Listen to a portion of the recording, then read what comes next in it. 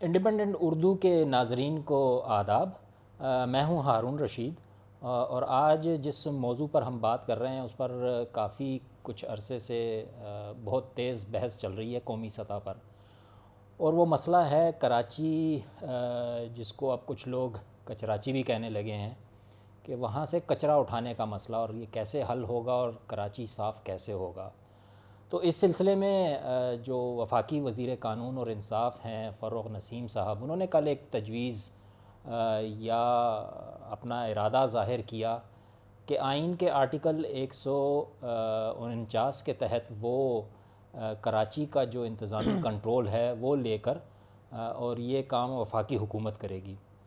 تو اس پر ہم سندھ حکومت کا رد عمل لینے کے لیے جو سندھ حکومت کے ترجمان ہیں بیرسٹر مرتضیٰ وہاب صاحب، ان کے ساتھ موجود ہیں، اور ان سے پوچھتے ہیں کہ یہ جو تجویز وفاقی حکومت نے پیش کی ہے، آپ کیا سمجھتے ہیں، یہ واقعی اس مسئلے کا حل ہے؟ نہیں، میں سمجھتا ہوں قطعی طور پر یہ مسئلے کا حل نہیں ہے۔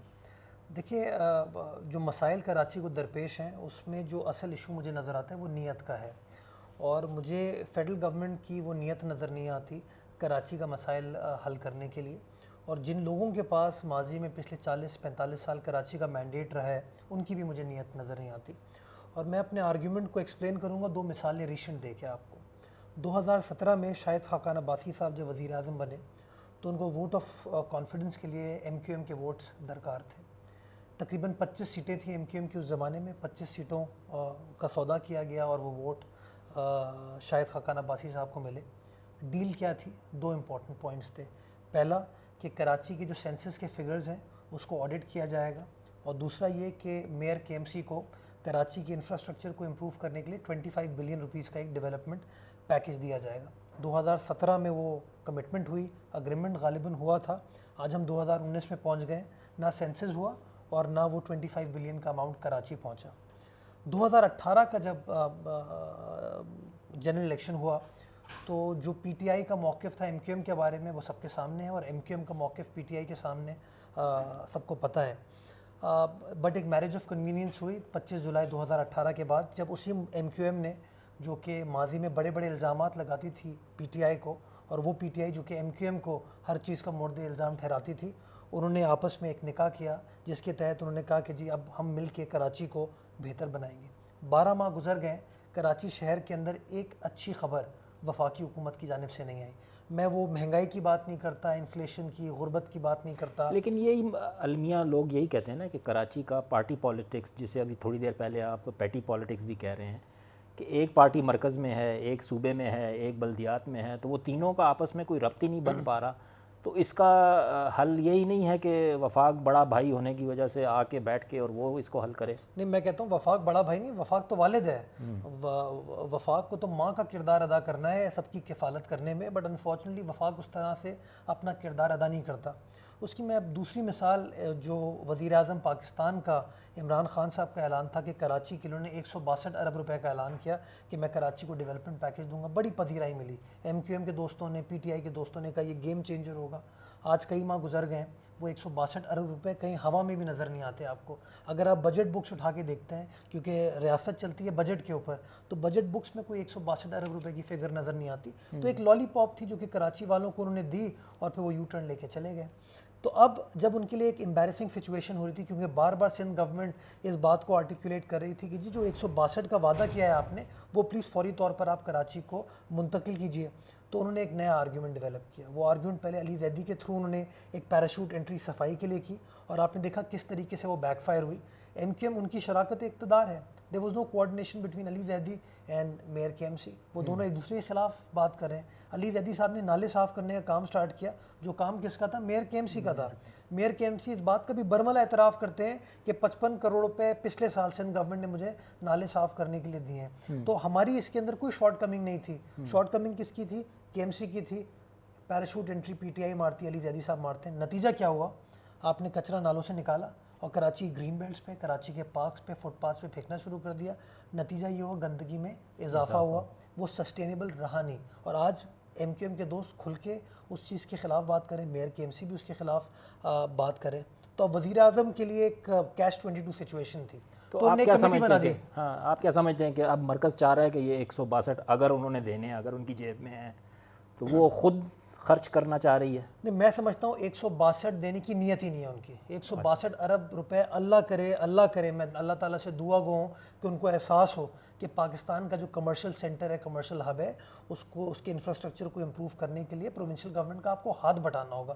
تو اگر وزیر اعظم صاحب نیک نیتی کے ساتھ 162 ارب روپے خرچ کرنے کے لیے آتے ہیں, ہمیں کوئی اعتراض نہیں, ہم تو اس کو ویلکم کریں گے. ہمارا اپنا شہر ہے جی, ہمارے شہر کی بہتری ہوگی, ہمارے صوبے کی بہتری ہوگی, ہمارے ملک کی بہتری ہوگی. لیکن مجھے نیت کا فقدان نظر آتا ہے. ٹھیک ہے, اور نیت کا فقدان تو کافی میرا خیال ہے دہائیوں سے کراچی سے نظر آ رہا ہے. کبھی یلو لائن اور کبھی بلو لائن اور کبھی ریڈ لائن, پتہ نہیں وہ بسوں کی بھی بات ہوتی تھی, گرین لائن کی بات کریں, ہاں گرین لائن بھی ہوتی تھی, کتنی بسوں کے ہم نے لائنیں سنی لیکن وہ کبھی لائن بنی نہیں. اب آتے ہیں آرٹیکل 149 کی طرف کہ اس میں کیا آپ کے خیال میں, آپ قانون دان بھی ہیں, بیرسٹر بھی ہیں, کیا یہ جو حکومت اقدام کرنے جا رہی ہے وفاقی حکومت کے شہر کا کنٹرول لے لے انتظامی, کیا وہ کر سکتی ہے اس آرٹیکل کے تحت؟ Not at all. دیکھیں, جو پاکستان کا کانسٹیٹیوشنل ڈسپنسیشن ہے اس کو اگر آپ سمجھیں تو جو وفاق کی جورسڈکشن ہے وہ آرٹیکل 97 میں ڈیفائنڈ ہے. وہ جورسڈکشن ہے جو فیڈرل لیجسلیٹو لسٹ ہے اس کے اوپر وہ کام کر سکتے ہیں. باقی جو لسٹ بچتی ہے وہ سارے پروونشل ڈومین میں آ جاتے ہیں. تو اس لیے وفاق ڈائریکٹلی کسی پروونشل معاملے پر انکروچ نہیں کر سکتی. یہ جو آرٹیکل 149 کو کنسٹرو کیا جا رہا ہے کہ وفاق کنٹرول سنبھالے گا, یہ اس لیے غلط ہے کہ آرٹیکل 149 کی اگر آپ ہیڈنگ پڑھیں گے تو وہ کہتے ہیں ڈائریکشنز ٹو دا پروونس. وفاق ڈائریکشن دے سکتا ہے, وزیر اعظم پاکستان کے وزیر اعظم وہ ڈائریکشن ہمیں دے سکتے ہیں, لیکن ڈائریکشنز کو امپلیمنٹ کرنا کس کا کام ہوگا؟ صوبائی حکومت کا ہوگا. اور آرٹیکل 148 سب آرٹیکل 2 اگر آپ پڑھیں گے تو بڑا کیٹیگوریکلی کہتا ہے کہ جب ڈائریکشن دی جائے گی تو they will have to take into account the best interest of the province. اور بیسٹ انٹرسٹ کون ڈٹرمن کرے گا؟ اس صوبے کے الیکٹڈ ریپرزینٹیو جو کہ موجودہ سندھ اسمبلی ہے. تو فیصلہ جو ہے وہ آخر میں سندھ حکومت کو کرنا ہے, سندھ اسمبلی. 149 سے یہ بھی تو تاثر ملتا ہے کہ جو بڑا ہاتھ ہوگا یا جو الٹیمیٹ طاقت ہوگی وہ ایگزیکٹو اتھارٹی جو ہے وہ وفاق کی ہوگی. بالکل نہیں. ہاں, اگر آرٹیکل 149 میں کہیں پر یہ دکھا دیں کہ ایگزیکٹو ڈومین جو ہے وہ وفاق کے پاس آ جائے گا تو آئی ول اسٹینڈ کریکٹڈ. کہیں نہیں لکھا وہ ایک ڈائریکشن ہے, وہ ڈائریکشن دے سکتے ہیں, وزیر اعظم ڈائریکشن دے سکتا ہے, عمل درآمد ہمارا کام ہوگا. میں تو آج آپ کے توسط سے پی ٹی آئی کے دوستوں کو, وفاقی حکومت کو یہ آفر کرتا ہوں, فاروق نسیم صاحب کو آفر کرتا ہوں کہ ایسا کریں 162 ارب روپے کراچی کے لیے ایلوکیٹ کرا لیں بجٹ میں, اس کو ایک ایسکرو اکاؤنٹ میں ڈال دیجئے, اور وزیر اعظم ہم کو ڈائریکشن دے کہ 162 ارب روپے فلاں اسکیم میں فلاں اسکیم میں خرچ کرو گے. وی اسٹینڈ کمیٹڈ کہ ہم اس کو کر کے دیں گے. لیکن پلیز خدا را جو وعدہ کیا اس وعدے کو وفا کریں. اگر آپ نے اعلان کیا تھا 162 ارب روپے کا تو اس پر یو ٹرن نہ لیں, وہ فوری طور پر منتقل کریں. اور اگر آپ ہمیں ڈائریکشن دیتے ہیں کہ اس 162 ارب روپے کو کس طریقے سے استعمال کیا جائے گا تو میں پروونشل گورنمنٹ کے بہاف پہ آپ کو کہتا ہوں ویل ڈو اٹ. اور اگر کر لیتی ہے آپ کے احتجاج اور مزاحمت کے باوجود, کیا کر لیتی ہے؟ انتظامی کنٹرول شہر کا نہیں سنبھال سکتی ہے نا. لیکن نہیں سنبھال سکتی. یہ چھوڑ دیں. آئی تھنک پاکستان کی ڈیموکریسی, پاکستان کی جو آئینی ادارے ہیں وہ بہت آگے نکل چکے ہیں اب ان چیزوں سے. یہ وہ والے ادوار نہیں ہیں جہاں پہ اس طرح کی تشریح کو کوئی ایکسیپٹ کرے گا. چیز بڑی واضح ہے. میں سمجھتا ہوں فیڈرل گورنمنٹ کو سوچنا چاہیے کہ کراچی کا جو اسٹیک ہے اس میں ڈیلیور کرنے کے لیے ان کو پروونشل گورنمنٹ کے ساتھ کام کرنا ہوگا. پروونشل گورنمنٹ آج بھی نیک نیتی کے ساتھ ان کو ویلکم کرتی ہے کہ لے آئیں پیسے. ویسے ہی سوچتے ہیں, مطلب ایک ہائپوتھیسس کر لیتے ہیں کہ جی اگر کر لیتے ہیں تو پھر آپ کے پاس کیا راستہ ہوگا.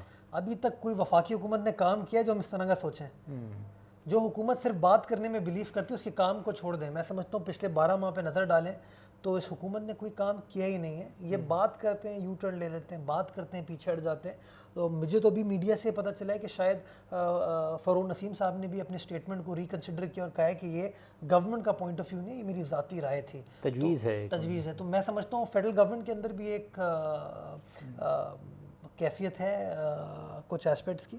تو میں سمجھتا ہوں حل اگر تلاش کرنا ہے, حل اسی چیز میں ہے کہ کراچی نیڈز منی.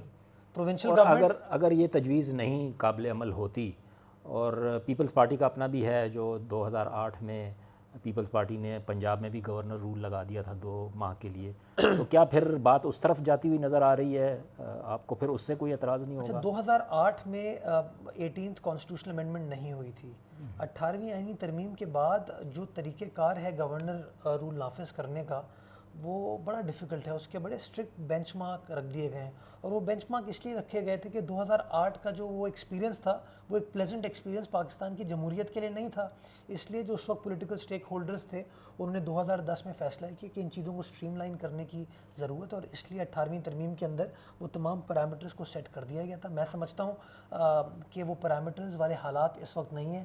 زیادہ لیک آف گورننس مجھے پاکستان کے باقی صوبوں میں نظر آتی ہے. میں آج اسلام آباد میں آپ کے ساتھ بیٹھا ہوا ہوں, ایک بڑے سینئر جرنلسٹ کی میں ٹویٹ دیکھ رہا تھا, اسلام آباد کے حوالے سے یہ کچرا پڑا ہوا ہے تو کیوں نہ 149 یہاں لگا دیا جائے.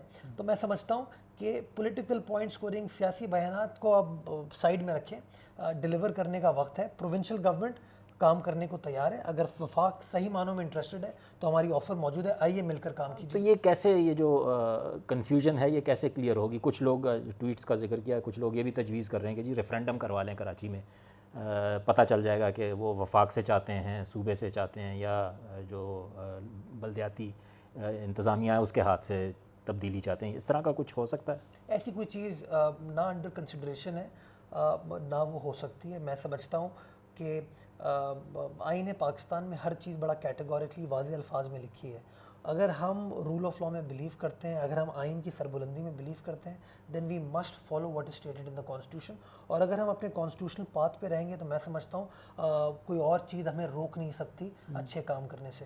اچھا, ایک اور ایشو یہ کراچی سے ہٹ کے, یہ کل بلاول صاحب کا جو بیان آیا ہے مولانا فضل الرحمان کے بارے میں, اس پہ ذرا چاہ رہے تھے کہ یہ کیا ہوا. کچھ لوگ اسے پیپلز پارٹی کا بھی یو ٹرن کہہ رہے ہیں کہ پہلے کمٹ کیا, کل جماعتی کانفرنس ہوئی, احتجاج کی پلان ہوا کہ جی کریں گے احتجاج, اب یہ ایک دم کیا تبدیلی آ گئی؟ ہم تو آج بھی سراپا احتجاج ہیں. بلاول صاحب کا جو پوائنٹ آف ویو ہے وہ تھوڑا ڈیفرنٹ ہے. پاکستان پیپلز پارٹی یہ سمجھتی ہے کہ چونکہ جو مسائل پاکستان کو درپیش ہیں وہ ملک گیر ہیں, وہ اسلام آباد سے پرٹین نہیں کرتے, وہ لاہور سے پرٹین نہیں کرتے.